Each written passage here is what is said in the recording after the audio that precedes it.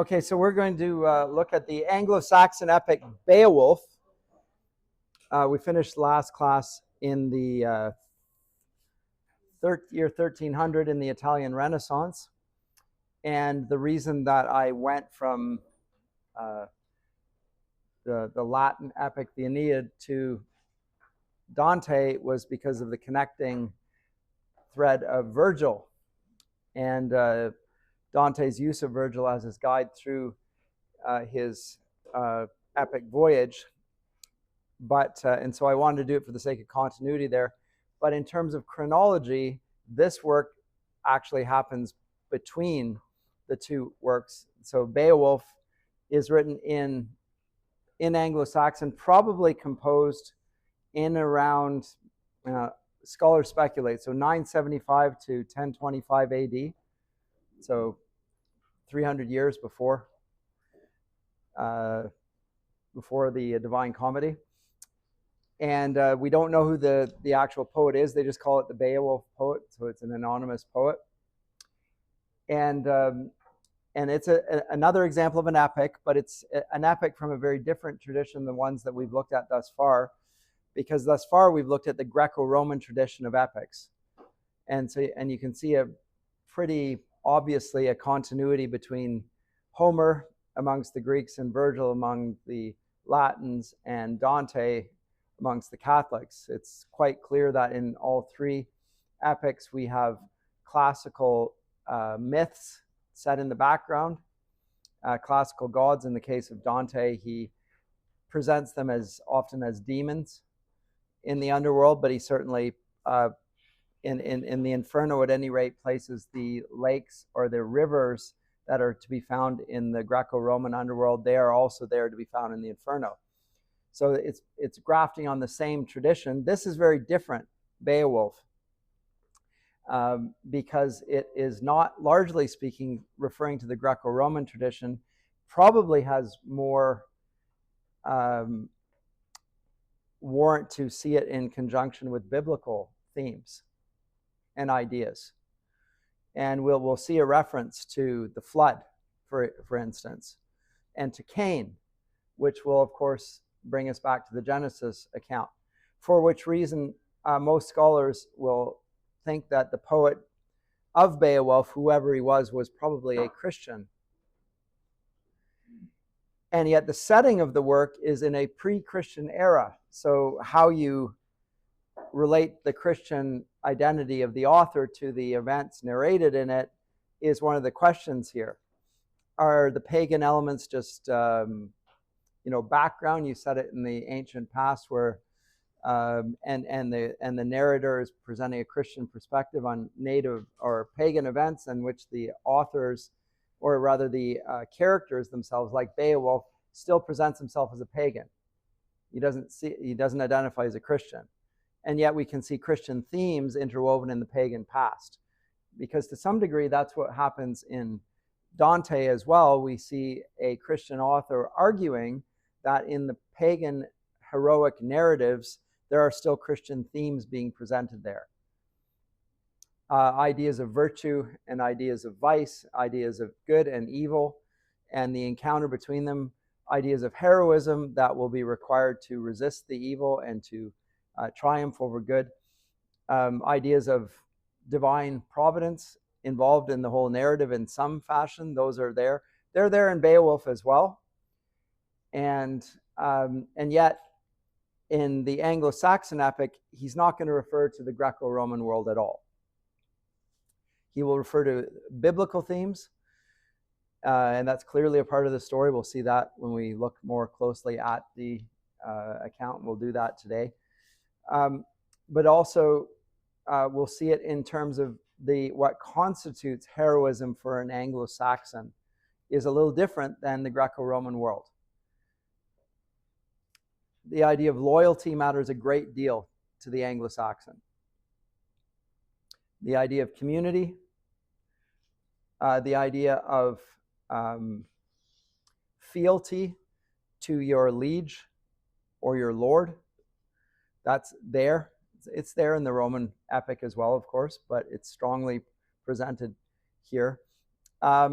And also we have more of a Germanic warrior culture in the epic in a way that I don't think we really see in the Greco-Roman world. That, particularly in the Roman epic, we have more of a sense of a civilization, an advanced civilization centered around Rome and the Roman Empire. That's the backdrop for Virgil to write his Aeneid. And come Dante, it's now a Christianized Roman Empire. So it's a much more advanced civilized society. Whereas this, you get the sense that it's set in an earlier period in which the world is populated by beasts of various sorts. So the exact identity of Grendel and Grendel's mother, and we have a dragon in it. So all of these are beasts akin to those that you find in the Greco-Roman epics, but different at the same time and more in keeping with what we recognize in the Northern Hemisphere. And there will be also associations of the dragon, which is the third of the beasts that Beowulf will confront, being associated with the greatest power of evil, of all, probably Satan himself. Not that they're to be collapsed and considered to be the same, but there's a progressive view of evil. That's one of the interesting things about Beowulf, is that in the three creatures that Beowulf confronts, we have a different form of evil being presented to the hero, and a different need on the hero's part to draw upon resources to defeat that ancient enemy. And the first one seems to be, and also we have a timeline here, which is there, which suggests a different perspective on confronting evil depending on whether you're young and whether you're old. And also whether you are part of the authority structure or whether you're just basically a young hero who has nothing to lose. Whereas when Beowulf confronts the dragon, he's a king, and he's been in his position for 40 years, and if he loses, the kingdom is at risk. Whereas when he's young, he's coming in as the aid of the king, and on a personal front or even on the kingdom front, there isn't as much to lose. So he can think of things differently, more recklessly as a young man. And so we'll get the portrait of wisdom as it looks different in different ages and different contexts, which is, again, part of the interesting features of Beowulf. So that's the thing I want to say at the outset. As I say, the setting is in pagan Scandinavia. So let's see here if I can get out geography. Beowulf.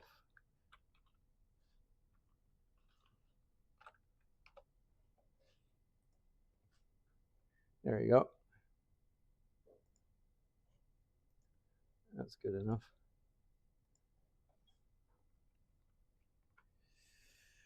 So even though it's written in Anglo-Saxon, and we associate Anglo-Saxon with the Angles and the Saxons, and that's the language of Britain, which is over here. The tribes being depicted are largely in Scandinavia. So we have here Denmark, the Utes, and the Frisians here in the Netherlands, more or less. Northern Germany, the Angles, there are some Danes, there's Wolfings, there's Yats, and there are Swedes. They're all presented in the poem. So it's the setting is in Scandinavia, but the language, Anglo-Saxon, is that of the British.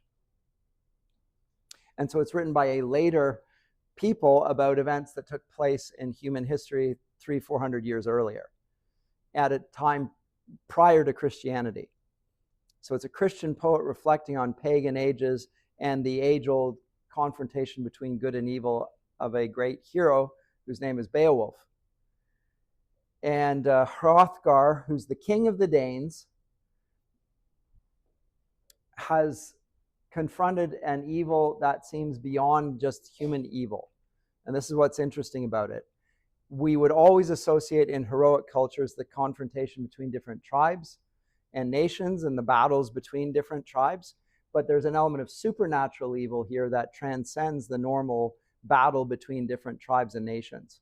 That it seems to be an evil that is hostile not just towards Hrothgar, but to all humanity. even though it's specifically experienced by Hrothgar and the Danes, it's a general human foe. And that's when we come back to the genealogy of what's his name? The Grendel. Grendel traces his genealogy back to Cain. And so this is a hostile, it's related to the first human murderer, the one who murdered his brother, which we found in Dante's Inferno being punished right down the very pit of the Inferno. And Hrothgar has constructed a hall, a mead hall called Heorot, Heorot, which seems to represent not just a place of gathering, but civilization itself. And we'll see that that's the way it's cast, because when Grendel confronts Heorot, he hates Heorot. He hates everything it stands for. It stands for the light.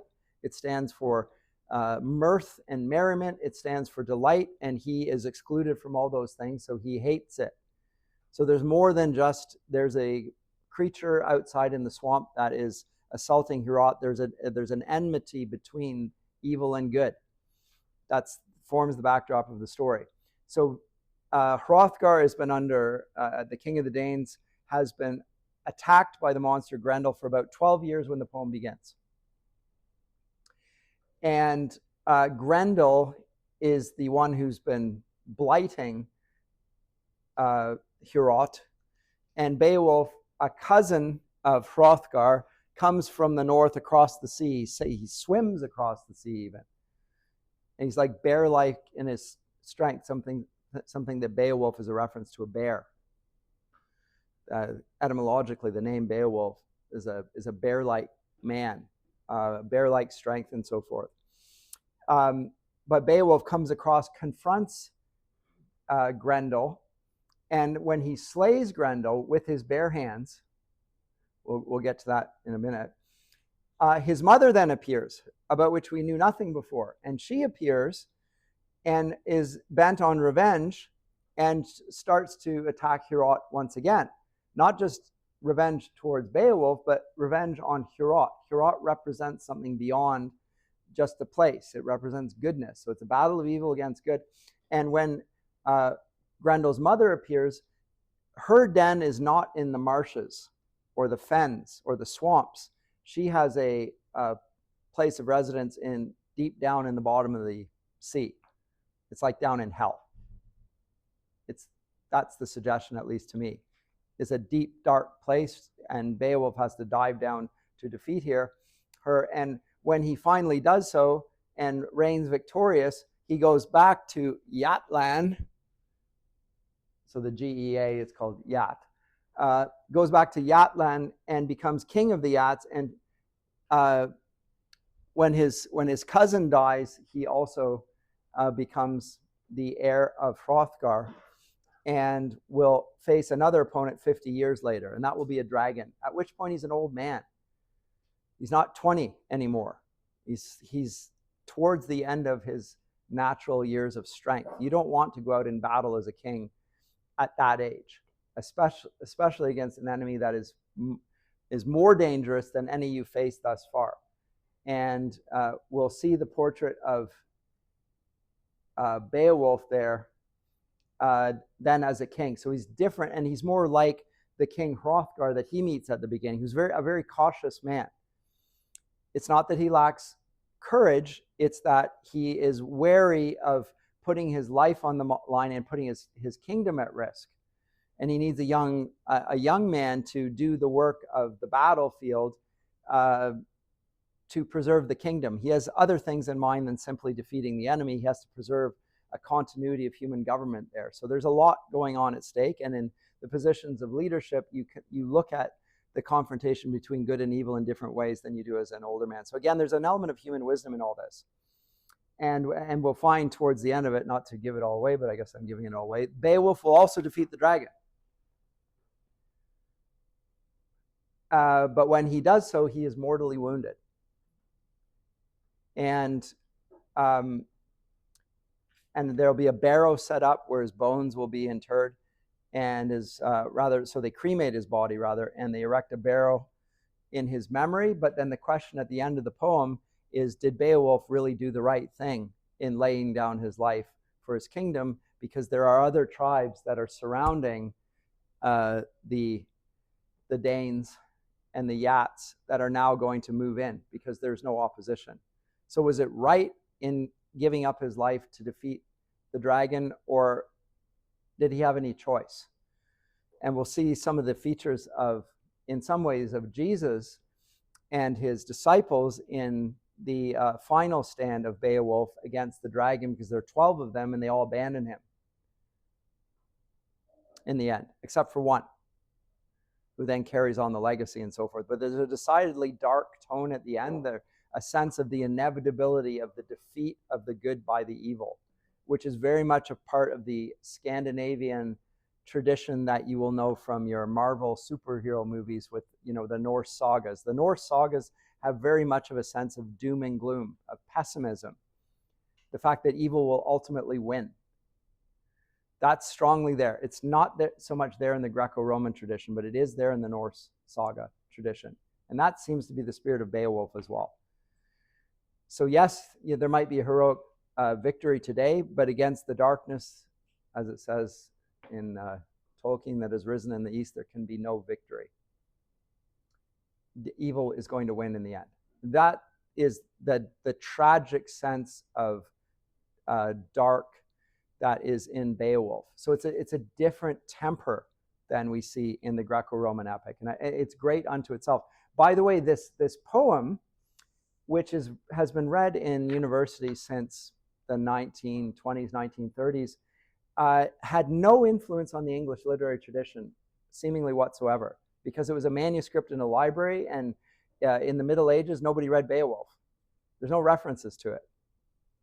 It owes its reputation as a great epic primarily due to J.R.R. Tolkien, who argued that it was an epic that should be seen alongside the Greek and the Roman epics and deserved to get greater credit than it had. And furthermore, that it was more native to the Anglosphere's notion of heroism than the Greco-Roman model. And so he single-handedly revives, gives us the manuscript of Beowulf, and argues that it is a great epic and not just a cultural, historical artifact of some marginal significance. He argues that it's a great work of literature. And in so doing, he puts Anglo-Saxon at the beginning of the studies of English literature for a few generations. Now, in our day, the Academy has moved away from seeing the Anglo-Saxon as a vital component of the study of literature and moved towards more the cultural studies model, more contemporary stuff. But for a time, at any rate, Tolkien raises the banner very high for Beowulf, and I think Anglo-Saxon is certainly still revered as a grand epic. And of course, it's been given a great deal of credibility by the Nobel Prize-winning poet Seamus Heaney, who translates it for us, among others. And it's been made into movies. So it has popularity to it, and in large part because of Tolkien himself, who portrays dragons regularly in his works, and he's got that largely from Beowulf. So they're an important part of Tolkien's own vision, and because of Tolkien's own popularity, Beowulf has also captured the imagination of many. Do you have a question or a comment? No. Okay, I thought I saw a hand. Anyone have a hand up? I thought I saw a hand. Yes, sorry. Yes.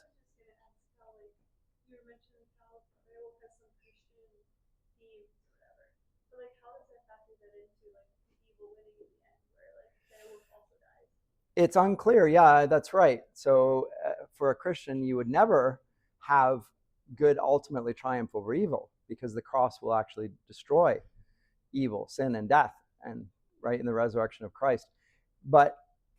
And so that is the question. But he clearly has a biblical knowledge. He clearly has an idea that God is sovereign over, we'll see this when we look at the narrative, that is sovereign over all the earth and everything happens in accordance with his will. And yet it concludes on a decidedly dark tone. Well, how come? My guess is because from the perspective of the Anglo-Saxon, that's how they see it.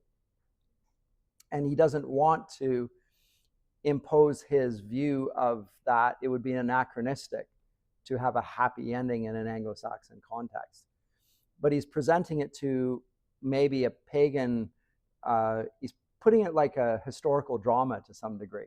And he doesn't want to anachronistically put Christian themes in a pre-Christian society. And that's the reason that Tolkien doesn't. He follows the example of the Beowulf poet. As you know, in The Lord of the Rings, there's no God. No God, no prayer, no church, no rituals, really, no organized religion. And we see that in Beowulf as well. There is a reference to God, yes, but there's no religion. There's no church. There's no reference to Christ, just a sense of the cosmic origin of things being accounted in the book of Genesis, which explains the manifestations of evil and good in the world even after the fall, but he traces it all back to Genesis. But note that he doesn't trace it back to the fall of Adam, he traces it back to Cain and Abel. I mean, it's implicit, but it's not explicit. So yeah, that's a bit puzzling, I agree. Yeah. And would the poet really be Christian then if he kept the worldview of the pagan Norse there? I can't comment, but normally I would say no, but still. So the paganism seems central to the account, and there are Christian elements, and the question is whether are the Christian elements added later because he just wants to get them in there, or is the Christian element central to the tale, and then he puts the pagan there because it creates the right sort of mood for an ancient story in which good and evil still fight, but from the perspective of the pagan, the life of the pagan is futile. If you only believe in your own power, there's only defeat and ruin facing you. And in the account of the story, it's maybe acquainting his audience with the need for greater redemption than an earthly hero like Beowulf. But that would take then outside the case of the story. So you would present the story and say, well, look, Beowulf, even the great Beowulf could not stand up against the dragon, and ultimately we're bound for doom and gloom, but here's the gospel. But that would be, again, outside the bounds of the story, and it's just purely speculative on my part. Anyway, so lots of search in this. The poem, as I said, has no influence on the English literature, historically speaking. It was found in a manuscript known as the Noel Codex. It was found in 1731, damaged by a fire that swept through Ashburnham House in London. Sir Robert Cotton was the owner of the manuscript in his library. And the margins of the manuscript are charred. I mean, it's almost, the manuscript is itself sort of legendary. It looks like it's escaped through fire. And it's now found in the British Library. And it was transcribed later, 1786, and had very little interest or amongst scholars until about the turn of the 20th century, when suddenly there were all sorts of translations. And Tolkien took great interest, as I say, himself. So that's the sort of the backdrop, and it, to some degree, deals with the events being told here. Why don't I get to the story itself? Any comments or questions before I do that? Okay, so let me get to Beowulf. You will see here some of the features of the Anglo-Saxon epic insofar as, I guess I'll put it a little bit bigger, or smaller rather. Here you have it in Anglo-Saxon, and what you notice here is there's a space in the middle of the poem. And Anglo-Saxon verse in general is highly alliterative. Remember alliteration from school when you learned about linguistic features? So you'll see regular alliteration in this. What we gar dana in ger dagum theod kuninga frumum gefrunen, etc. Schild schiffing shiathmine, etc. A lot of alliteration, beloved by Anglo-Saxon poets.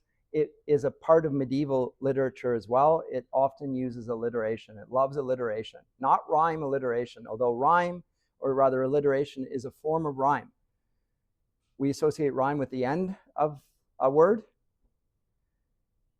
like Joe and foe, the sound at the end, but you can also have it at the beginning of a line, and that's another form of rhyming.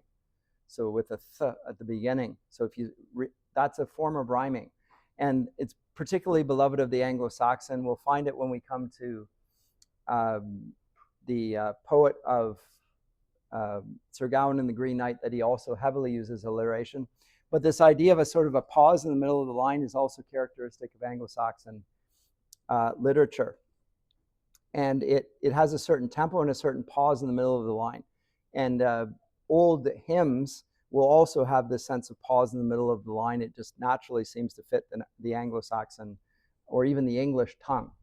There's a little pause in the middle of a line of a song and so forth. The other things that we have as a feature of this is something called kennings, which is a reference to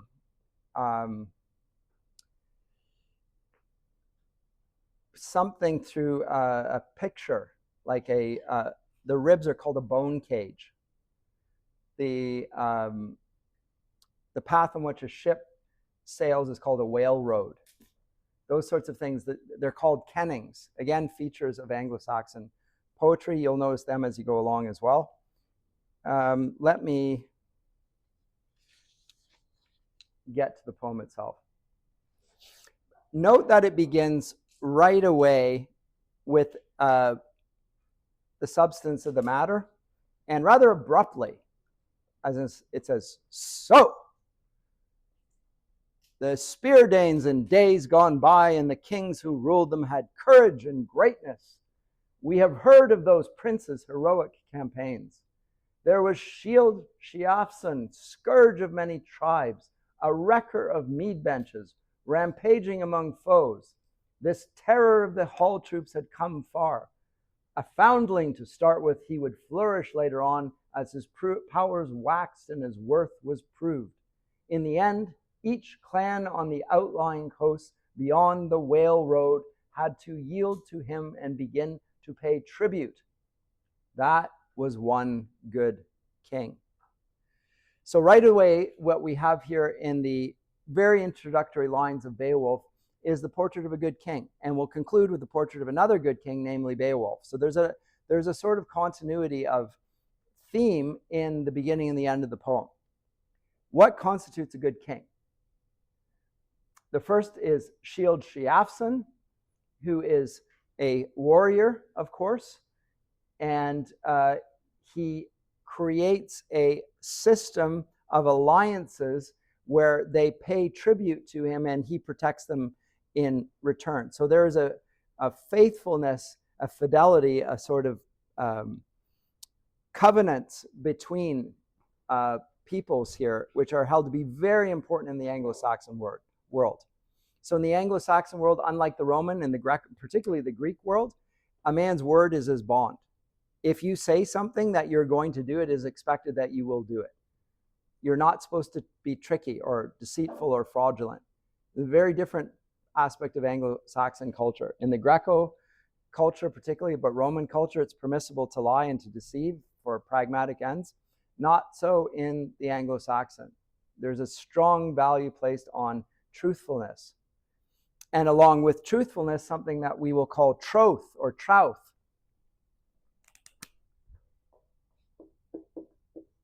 Which I'll show you when we come to Sir Gawain and the Green Knight.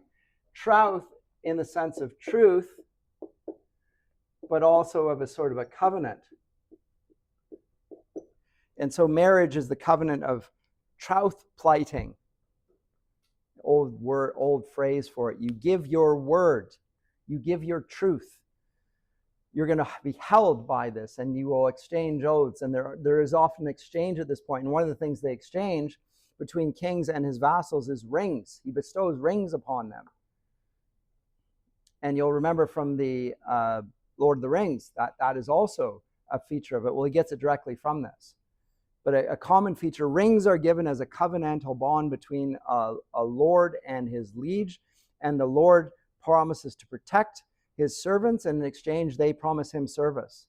And it is a pledge, and it's a pledge that will not be broken, and if it's broken, there will be vengeance. So strong emphasis here on fidelity in a way that we don't see in the Greco-Roman world. To the same, the emphasis isn't the same. As I say, Odysseus is renowned for deceiving people. You will not find that in the Anglo-Saxon epic. It's very much of sincerity of word, and when you give your word, you will give it. And if you won't do it, then you will refuse to do it. And also, that's a feature of the Anglo-Saxon culture as well, is a refusal to give way to tyranny. So I will not give my word under compulsion. That becomes a part of the Anglosphere's culture of freedom and virtue, which I think persists throughout the Anglo-Saxon sphere's culture in a way that we don't see in the Greco-Roman world, which is why declarations of independence and Magna Carta and rights and freedoms, that comes from the Anglosphere. It doesn't come from other sources. And you can see it here in the Anglo-Saxon culture. And note that it's connected to troth or truth, and the insistence on saying what you think and holding to it and feeling a bond of fidelity. It fits very much with the Christian culture of truth. So again, Christianity does spread through the Greco-Roman culture, but the Greco-Roman culture doesn't have the aspect of the significance of truthful associations. There's a lot more politics going on and compromise. At any rate,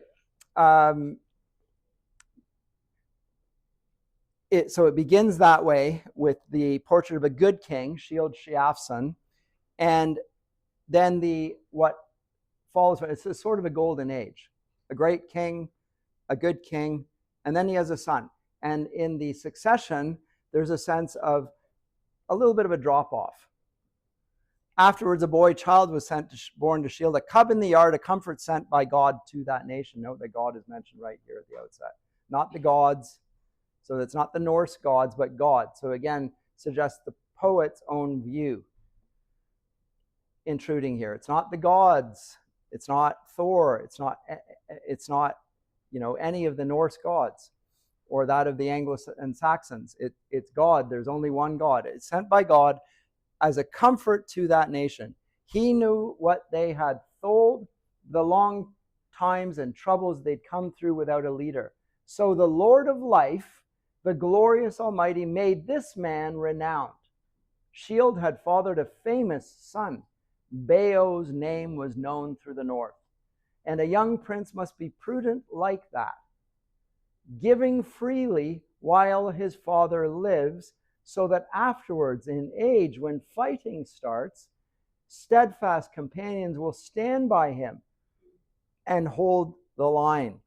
Remember the Lord of the Rings, where when Theoden King comes over the hill and he calls upon them to reform the line, to hold the line? They hold the line because they love the king. Remember the Lord of the Rings? That in the battle against, in the Pelennor fields, the fight against evil, and there's this idea that your enemies are far more powerful, but we're going to charge at them as well, and called to reform and hold the line. That sense there, it holds together because of the bonds of fidelity between them, and that is best sown when you're young and you can give gifts freely and there's no bond. It's not politics. You're not giving them to buy favors. You're giving them freely. Do that while you're young, and then they won't think you're trying to buy their allegiance. So again, very early on, there's suggestions for how to lead as a king. So afterwards, when fighting starts, because it will always start, it will happen on the basis of the strong ground of faithfulness, of troth between men, and that will hold you in the battle in a way that nothing else will.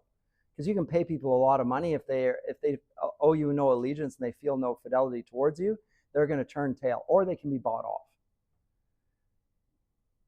Anyway, behavior that's admired is the path to power among people everywhere. So again, wise words. Behavior that's admired is the path to power among people everywhere. Note that and compare it and contrast it to the view of power in our day. Do people now think that being virtuous and good is the path to power everywhere, or do they rather think that the path to power is through cynical manipulation and going after power for the sake of power? That's the narrative of the New Left. And it's been since for a long time, but Michel Foucault makes it the center of the humanities for the last 40 years. It's all about power. Power, privilege, access, whatever. You've heard all that. It's all about power. Power is behind all of the appeals to religion or culture, whatever. It's just about power.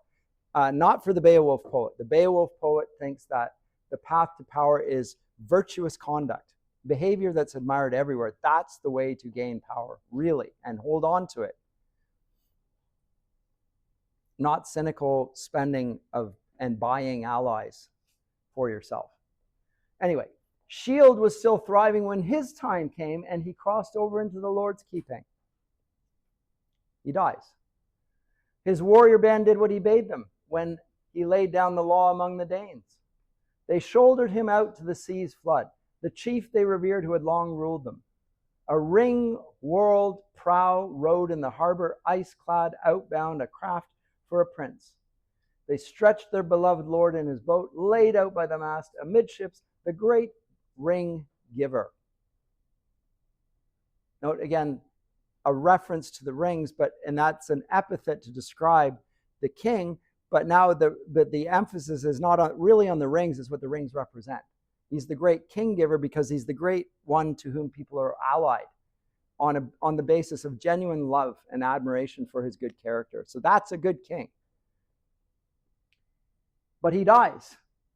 And I never heard before of a ship so well furbished with battle tackle, bladed weapons, and coats of mail. This is how the Anglo-Saxons would have, and the Vikings would have dealt with their heroic dead. They would have put them on a ship and sent them out in the ocean with all that in the way you see it portrayed in The Lord of the Rings as well, with when Boromir, they leave him with his armor on him, with his shields across him, with his treasure, goes down, and it's a burial. And are they going to lose that? They don't care. They'll leave it with him, and the gods will take care of it.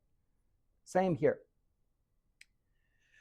They decked his body no less bountifully with offerings than those first ones dead who cast him away when he was a child and launched him alone out over the waves. Well, that sounds like Moses. Put in a boat as a ship, or put in a boat as a child and launched him out over the waves. Now he's going out on a journey to the undiscovered country. It's analogies between his early life and this life now.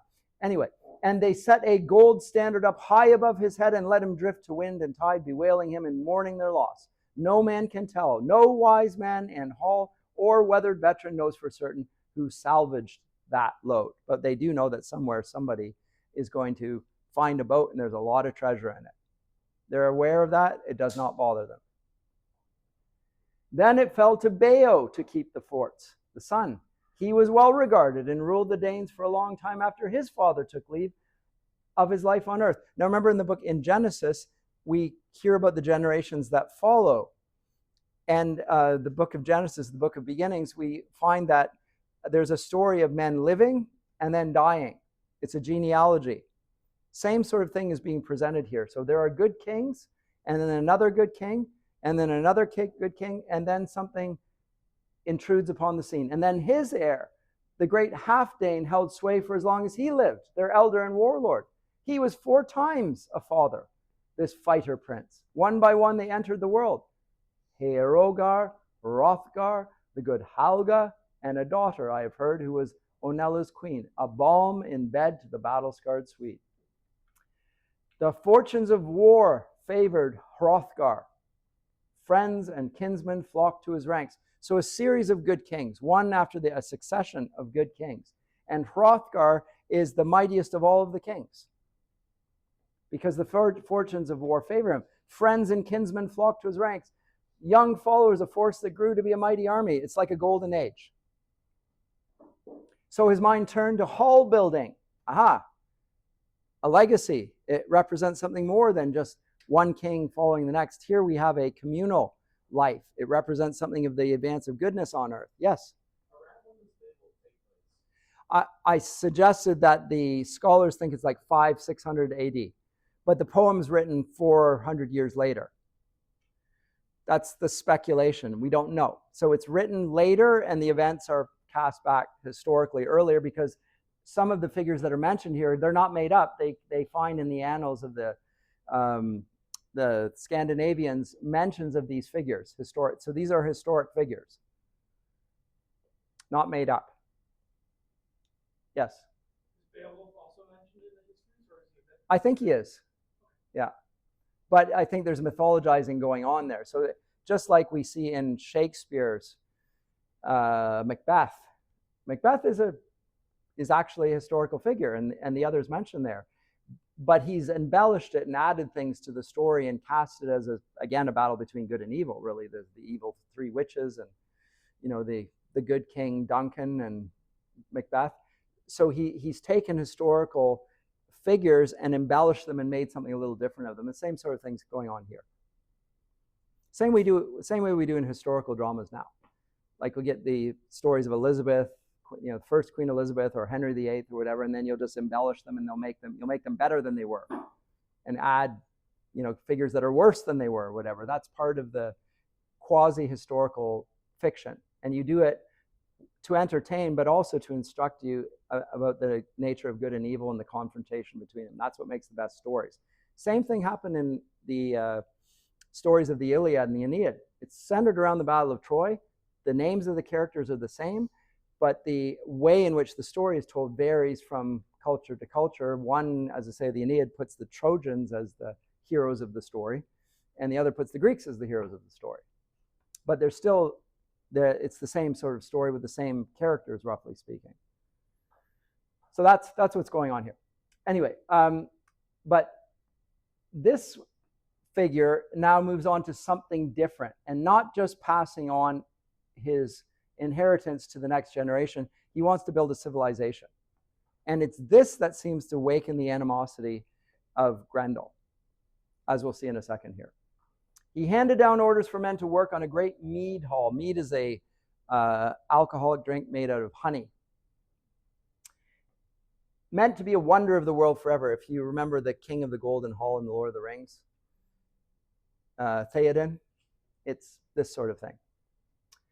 It was meant to be a wonder of the world forever. It would be his throne room, and there he would dispense his God-given goods to young and old, but not the common land of people's lives. Okay, isn't that interesting?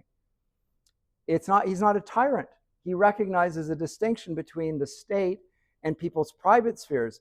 He will dispense with goods. He will act in accordance with his God-given authority, but he will not lord it over people in their private lives. So there's already an Anglo-Saxon sense of the limitations of power there, which we hold on to this day. Private property. Very interesting threat. Not the common land of people's lives. Far and wide through the world, I have heard orders for work to adorn that wallstead were sent to many peoples, like Solomon's temple. And soon it stood there, finished and ready, in full view the halls of halls. Heorot was the name he had settled on. So the famous, it has a name. Heorot, whose utterance was law, nor did he renege, but doled out rings and torques at the table. A torque is like a collar. Again, as a sign of privilege to the nobles. And the hall towered, its gables wide and high, and awaiting a barbarous burning. What? You catch that? It's great, and it's awaiting a barbarous burning. It's like suddenly the dark note comes right in the middle of the major keys. We get the minor key, dong, and awaiting a barbarous burning, that doom abided, but in time it would come. The killer instinct unleashed among in-laws, the bloodlust rampant.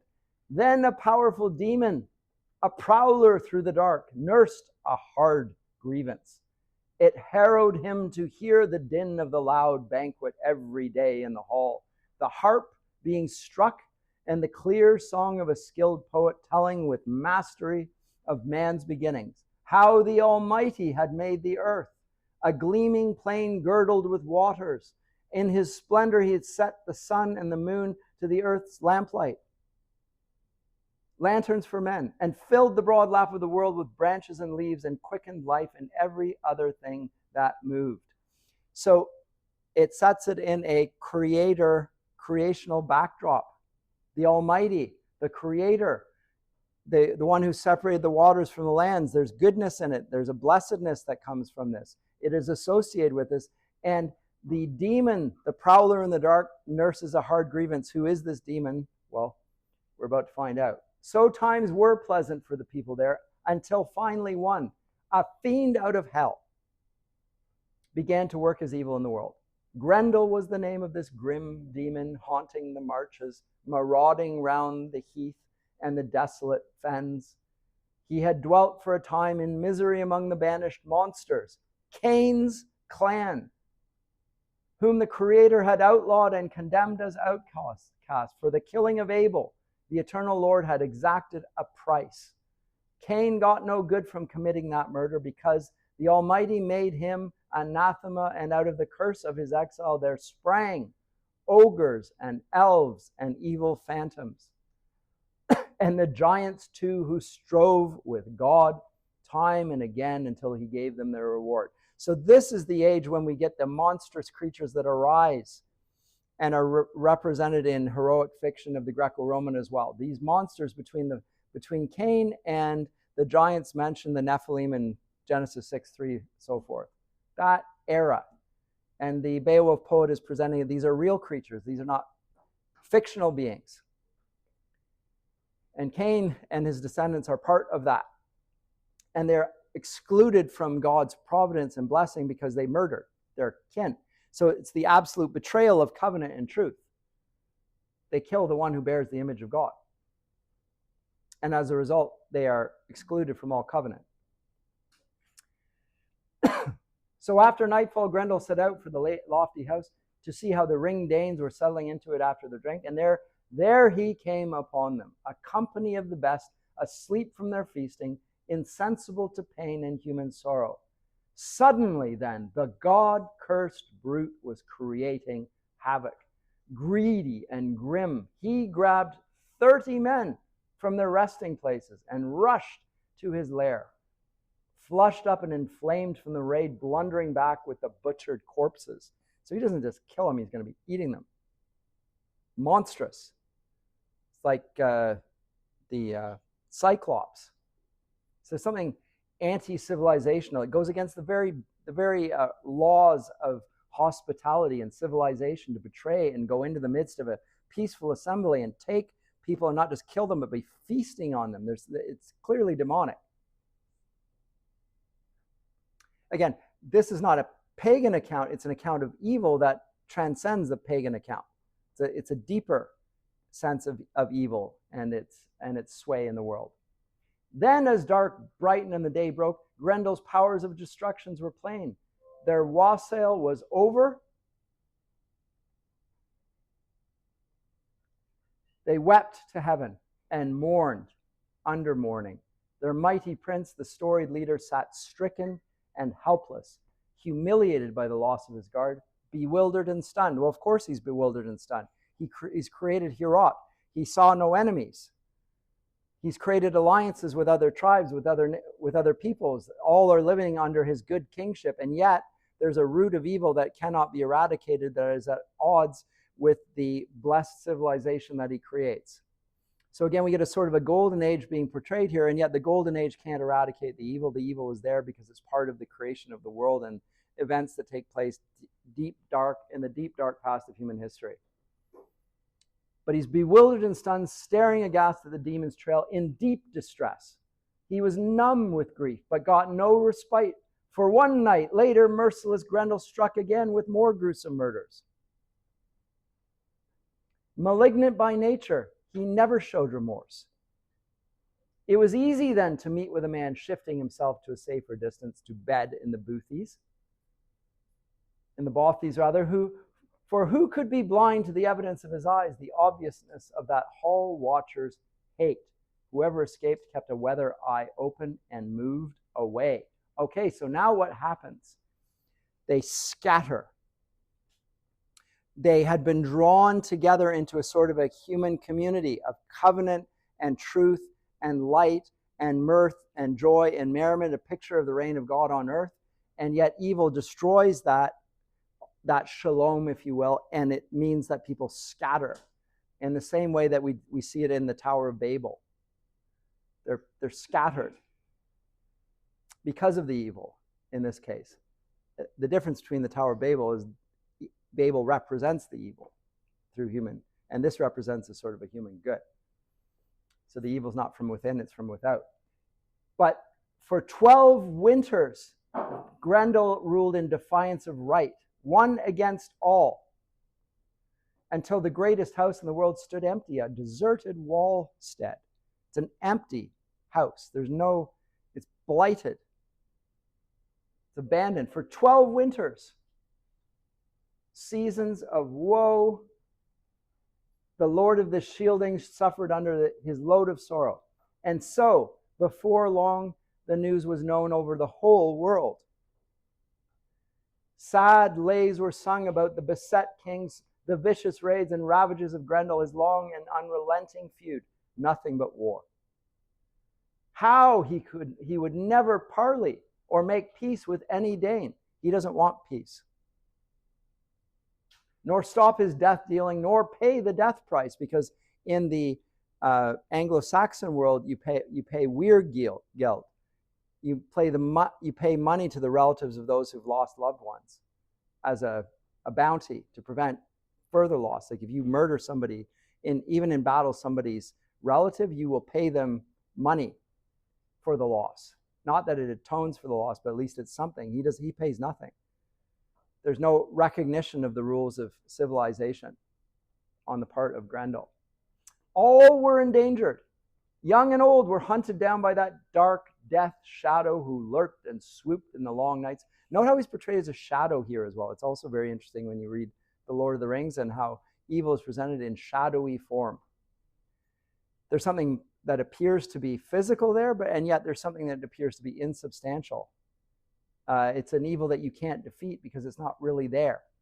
And yet its presence is manifest in what happens. And all this happens on the misty moors. Nobody knows where those reavers from hell roam on their errands. So Grendel raged his lonely war. Those are hard times. Hard times. And the Almighty Judge, line 180, of good deeds and bad. The Lord God's the covenant name of God in Scripture, right? The Lord God, head of the heavens and high king of the world, was unknown to them. Here's the problem. And it addresses what you said, why is it end so dark at the end of it? Because they don't know the name of the Lord God. This is why they were blighted with evil. This is why they had no understanding of the world, because they didn't even know it. I, as the poet of Beowulf, know of the existence of the Lord God, of his providence, of his atonement for sin or whatever, but these pagans in the past did not know. And so they were afflicted by the same suffering, and yet knew not that there was a better view of the way things would turn out in the end. It was unknown to them. Oh, cursed is he who in time of trouble has to thrust his soul in the fire's embrace, forfeiting help. He has nowhere to turn. But blessed is he who after death can approach the Lord and find friendship in the Father's embrace. So this is like a commentary by the Christian poet, almost in brackets. So the pagans have no such hope, but blessed is the one who knows that in death there can still be friendship with the Lord. And remember, this theme of lordship and troth is prominent already in the poem. So that troubled time continued. Woe that never stopped. Steady affliction for Halfdane's son. Too hard an ordeal. There was panic after dark. People endured raids in the night, riven by the terror. When he heard about Grendel, Hugelax, Thane, was on home ground.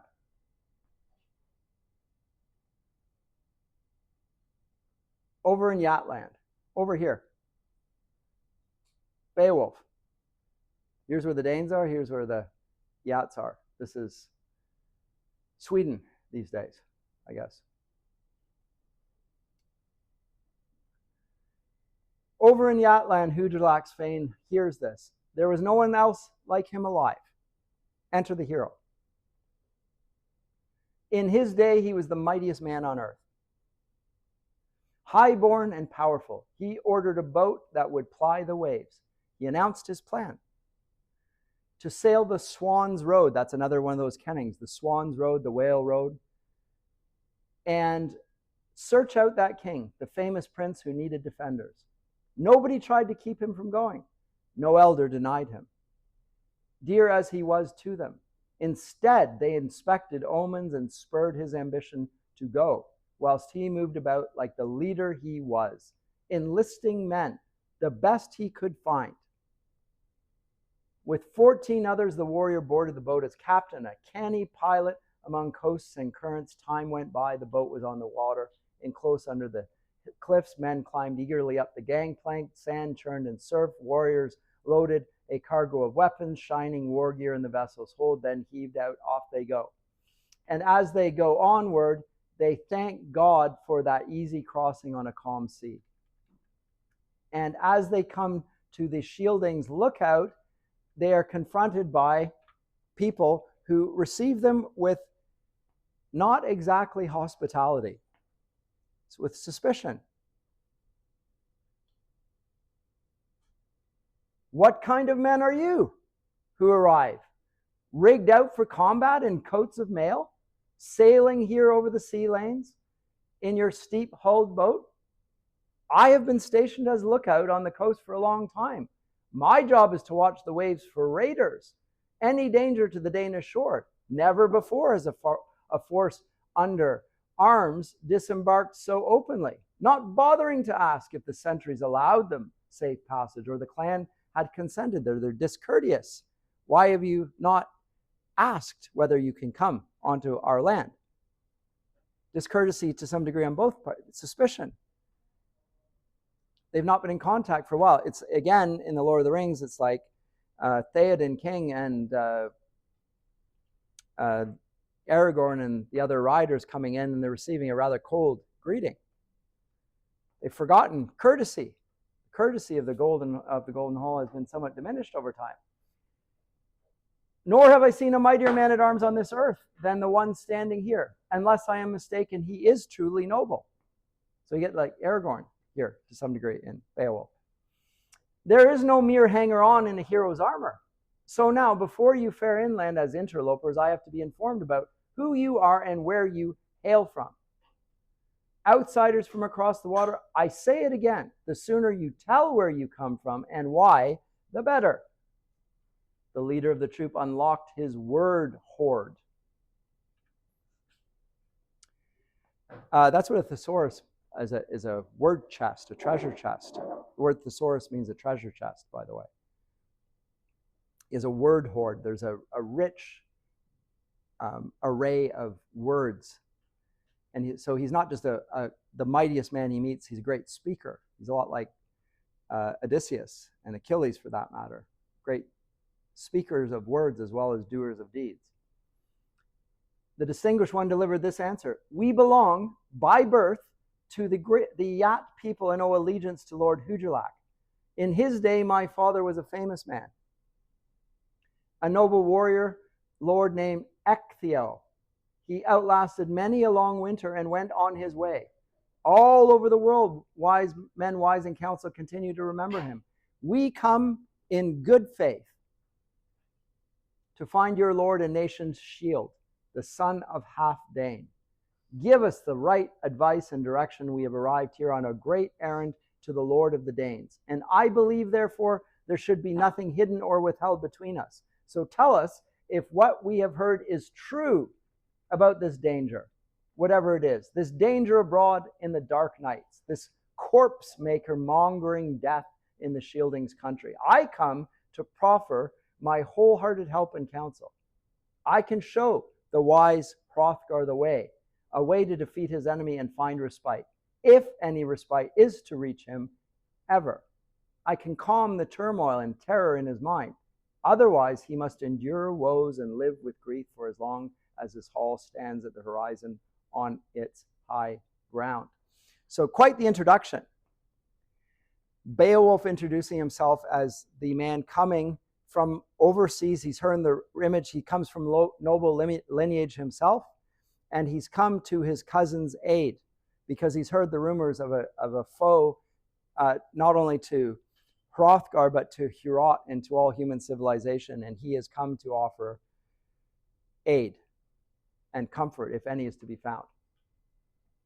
The Coast Guard answered, anyone with gumption and a sharp mind will take the measure of two things, what's said and what's done.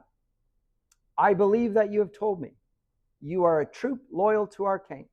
So come ahead with your arms and your gear, and I will guide you. What's more, I'll order my own comrades on their word of honor to watch your boat down there on the strand. Keep her safe in her fresh tar until the time comes for her curved prow to preen on the waves and bear this hero back to Yatland. In other words, to take him back dead. See, he has no hope. I'll order that the ship be guarded until this hero, Beowulf, goes back dead in his own boat. May one so valiant and venturesome come unharmed through the clash of battle. So they went on their way. So great speech is taking place here. And as he goes in, he comes in, and what does he find immediately? He finds discourtesy. We saw that in the Odyssey, that one of the figures in in book 6, amongst, and I've forgotten the name of the peoples there, but one of the young noble bucks wants to, there's a little bit of what they call flighting in the Anglo-Saxon epic. Flighting is smack talk. So it starts like giving him a little bit of verbals as a prelude to fighting. It's like, I know you, and you say that you're this, but actually nobody knows who your mother is, and there's a lot of your mother stuff going on. So that's what starts off. Say, a young man who is proud but is unable to defeat Grendel is offended by the fact there's another man that's come on the scene who claims to be able to do what he can't do, and his pride is pricked, and he decides that he is going to insult his guest. So that's what's going on here. It's called flighting. It's the prelude to fighting, just like in hockey. You see them chirping each other, and then the gloves drop, and then same sort of thing here. So flighting and then fighting. We're not at the fighting, we're at the flighting. Here we go. Where do you come from? Carrying these decorated shields and shirts of mail, these cheek-hinged helmets and javelins? You know, you're a wuss. You've got all this nice fancy armor. You know, this is, oh, don't you look cute? I am Hrothgar's herald and officer. I have never seen so impressive or large an assembly of strangers. Stoutness of heart, bravery, not banishment, must have brought you to Hrothgar. The man whose name was known for courage, the Yat leader, resolute in his helmet, answered in return, we are retainers from Hugelax's band. Beowulf is my name. If your lord and master, the most renowned son of Halfdane, will hear me out and graciously allow me to greet him in person, I'm ready and willing to report my errand. Wulfgar replied, a Wendel chief renowned as a warrior, well known for his wisdom and the temper of his mind, I will take this message in accordance with your wish to our noble king, our dear lord, friend of the Danes, the giver of rings. I will go and ask him about your coming here. Then hurry back with whatever reply it pleases him to give. With that, he turned to where Hrothgar sat, an old man among retainers. So Hrothgar is sitting there in the assembly in the background, just watching the exchange and seeing what goes on. He's not the one speaking immediately. He's sitting there watching, and he's letting his lieutenant speak to the man and getting his measure in the process. And the valiant follower stood foursquare in front of his king. He knew the courtesies. Wulfgar addressed his dear lord. People from Yatland have put ashore. They have sailed here, etc., etc. And then Hrothgar, protector of Shieldings, replied, I used to know him when he was a young boy. His father before him was called Ecthio. Hrethel the Geat gave Ecthio his daughter in marriage. This man is their son. here to follow up an old friendship. Aha! An old friendship. It's not on the basis of anything else. It's an old bond, of an old alliance of trust that's brought him here. A crew of seamen who sailed for me once with a gift cargo across to Yatland returned with marvelous tales about him. A thane, they declared, with the strength of 30 in the grip of each hand. Now, holy God has in his goodness guided him here to the West Danes to defend us from Grendel. It's all prophetic. This is my hope, and for his heroism I will recompense him with a rich treasure. Go immediately, bid him in the yachts he has an attendance to assemble and enter. Say, moreover, when you speak to them, they are welcome to Denmark. And Wulfgar tells him this. The hero arises. The party remains. They decide to do a fight. And Beowulf vows, line 426 here, now I mean to be a match for Grendel. Settle the outcome in single combat. He's not going to fight him with all the assembled warriors with him. He's going to go mano a mano, 1 versus 1. And so my request, O King of Bright Danes, dear Prince of the Shieldings, this is the sort of thing that a young man will do. I'm not here to defeat him. I'm here to show him that I'm the better man. That's the sort of thing that young men do. There's an element of pride in it. It's an element of valor and heroism in it. It's not just to destroy the evil, it's to show that I personally am going to defeat him by the power that God has given me. And so my request, O King of Bright Danes, dear Prince of the Shieldings, friend of the people in their ring of defense, my one request is that you won't refuse me, who have come thus far, the privilege of purifying Heorot, with my own men to help me, and nobody else. I have heard, moreover, that the monster scorns in his reckless way to use weapons. Therefore, to heighten Hugelax's fame and gladden his heart, I hereby renounce sword and the shelter of the broad shield. The heavy war board, hand to hand, is how it will be. A life and death fight with the fiend. Whichever one death fells must deem it a just judgment by God. If Grendel wins, it will be a gruesome day. He will glut himself on the yachts in the war hall, swoop without fear on that flower of manhood as on others below. Then my face won't be there to be covered in death. He will carry me away as he goes to ground gorged and bloodied. He will run gloating with my raw corpse and feed on it alone, feast on my flesh. In a cruel frenzy and fouling his moor nest. No need then to lament for long or lay out my body. If the battle takes me, send back this breast webbing that Wieland fashioned and Hrethel gave me to Lord Hugelac. Fate goes over as fate must. Hrothgar, the helmet of shieldings. Note that he's referred to as the shield of the shieldings, the helmet of the shield. He's a protective force, the king. Spoke, Beowulf, my friend, you have traveled here to favor us with help and fight for us. There was a feud one time begun by your father with his own hands. Note that every story leads to a background story. So there's, again, like we saw in the Greek epic in particular, an account of previous stories of heroism that are brought to bear to add a sense of the significance of the events. There was a heroic event in the past that this reminds me of, and I'm going to tell you that story, and the story will bolster you and give you an example of how you're to conduct yourself in this situation. And the old wise people know the old stories and are going to recount them to bolster the virtue of the characters that are about to go into battle.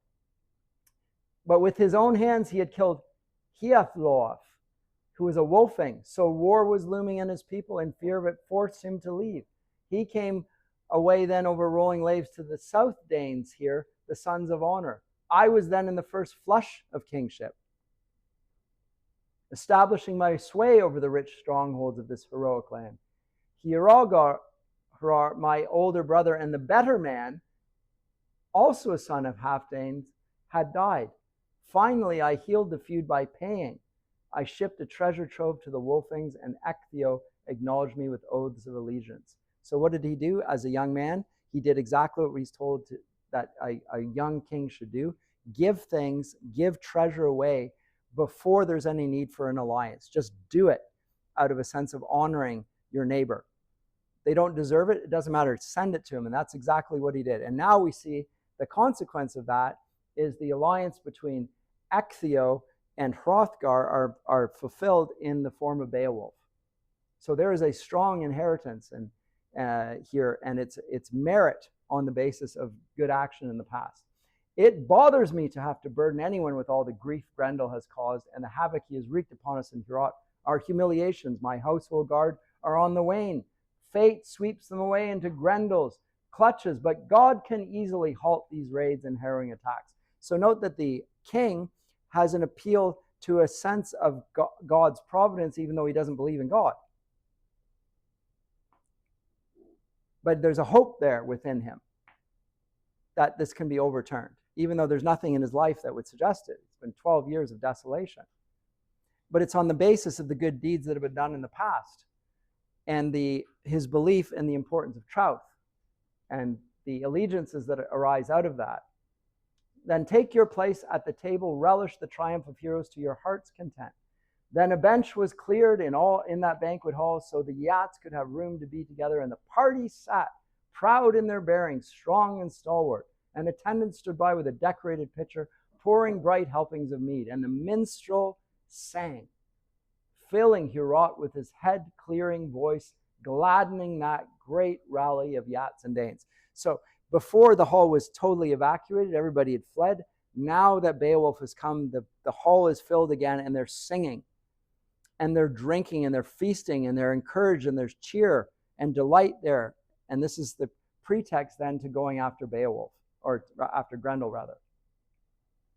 But I mentioned the inhospitable young buck. I actually got it wrong in terms of the sequence. It's this guy, Unferth. And he's probably like Wormtongue. From where he crouched at the king's feet, Unferth, a son of Ecglaf's, spoke contrary words. Beowulf's coming, his sea braving, made him sick with envy. He could not brook or abide the fact that anyone else alive under heaven might enjoy greater regard than he did. Are you the Beowulf who took on Breca in a swimming match on the open sea, risking the water just to prove that you could win? It was sheer vanity made you venture out on the main deep. And no matter who tried, friend or foe, to deflect the pair of you, neither would back down. The sea test obsessed you. You waded in embracing waters, taking its measure, mastering currents, riding on the swell. The ocean swayed. Winter went wild in the waves, but you vied for 7 nights. And then he outswam you. Came ashore the stronger contender, so you lost. He was cast up safe and sound one morning among the Heathoriams, made his way to where he belonged in Bronding country. Home again, sure of his ground, in strong room and bond. So Breca made good his boast upon you and was proved right. So now what is he doing? Again, he's flighting. He's suggesting that his reputation is not quite as good as he's presented it.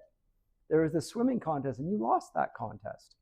You're not the all-conquering, so he's going to attack him, bring him down to a human level. No matter, therefore, how you have fared in every bout and battle until now, this time you'll be worsted. No one has ever outlasted an entire night against Grendel. Now, Beowulf's not going to take this. Beowulf, Ecgtheow's son, replied, "Well, friend, Unferth, you've had your way about Breca and me, but it was mostly beer that was doing the talking. Got a few too many drinks, my friend. The truth is this, when the going was heavy in those high waves, I was the strongest swimmer of all. We'd been children together, and we grew up daring ourselves to outdo each other, boasting and urging each other to risk our lives on the sea. And so it turned out. Each of us swam holding a sword, a naked, hard-proof blade for protection against the whale beasts. But Breca could never move out farther or faster from me than I could manage to move from him. Shoulder to shoulder, we struggled on for 5 nights, until the long flow and pitch of the waves, the perishing cold, night failing, and winds from the north drove us apart. The deep boiled up with its wallowing sent the sea brutes wild. My armor helped me to hold out. My hard ring chainmail, hand forged and linked, a fine, close-fitting filigree of gold made me safe when some ocean creature pulled me to the bottom. So he's not only fighting a contest of swimming, he's fighting against beasts that have tried to destroy him. Pinion fast and swathed in its grip, I was granted one final chance. My sword plunged and the ordeal was over. Through my own hands, the fury of battle would finish off the sea beast. And time and again, it happens again. So not only is he wrong in the tales of the story, he's even greater than he's told. It wasn't a swimming contest. I defeated a bunch of sea beasts. And of course, this will just make Unferth even more furious. Now, I can't recall any fight you entered, Unferth. I can't recall any fight you entered. That bears comparison. I don't boast when I say that neither you nor Breca were ever much celebrated for swordsmanship or for facing danger on the field of battle. You killed your own kith and kin. That makes him like Cain. For all your cleverness and quick tongue, you will suffer damnation in the depths of hell. That's a pretty harsh. You've killed your kith and kin.